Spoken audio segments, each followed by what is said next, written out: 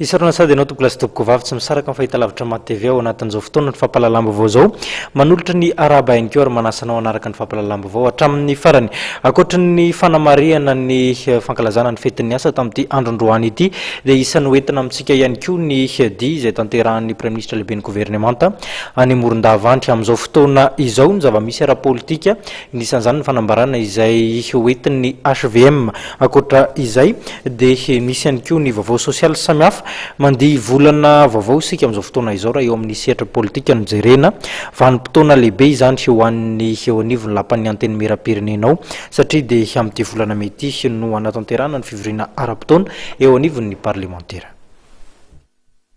Araka ny voalazan'ny lalàna dia mivory ara-potoana ny solombavam-bahoaka Madagasikara ny talata voalohan'ny volana May.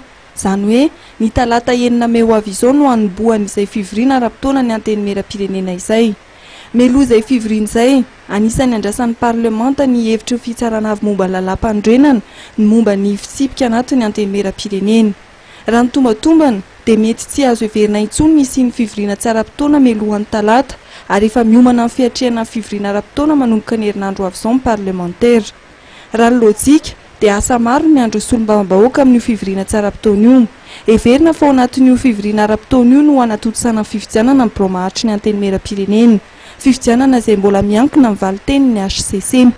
Na dia izany aza amin'izao fotoana izao dia efa mandeha fampirarahana rehetra mikasika izay fifidianana izay ho mpikambana ao anatin'ny bromahatry ny antemineram-pirenena ao anatin'izany ny filohan'ity androm-panjakana ity. Ho an'ny PMP manokana taorian'ny fivoriana samihafa no tanterahan'ny mpikambana dia tokana ny kandida arotsaka izy ireo filohan'ny antemineram-pirenena ka ny solombavam-bahoaka Rakoto Mamonjy Jean-Max ny kandida amin'ny PMP amin'ny fifidianana filohan'ny antemineram-pirenena. Tsy mbola voafaritra ofisialy kosa ny fandraisana anjara na tsy ny vondrona politika mapara amin'ny fifidianana bromahatry eo anivony antemineram-pirenena.